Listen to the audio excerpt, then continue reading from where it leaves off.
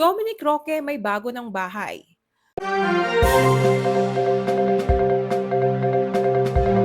Masayang isinare ni Dominic Roque sa netizens ang ilang pictures ng kanyang bagong bahay.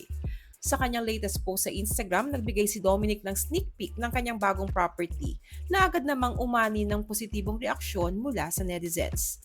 Makikita sa mga litrato ang aktor na nakatanaw sa labas mula sa bintana, pati na rin ang picture ng susi sa kanyang bagong bahay.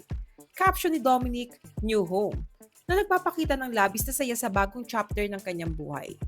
Nilisa na nga ni Dominic ang controversial condo unit na tinitirhan niya sa Rockwell na naging usap-usapan kamakailan. Maraming netizens ang agad na nagpaabot ng kanilang pagbati sa aktor para sa kanyang bagong tagumpay. Samantala, ipinost naman ng aktor sa IG stories ang litrato niya sa dating kondo habang nakahiga at tinatanaw ang kabuuan nito na tila inaalala ang masasayang memories sa loob nito. Nitong July lang ay dito pa niya sinelebrate ang kanyang 34th birthday kasama ang mga malalapit na kaibigan.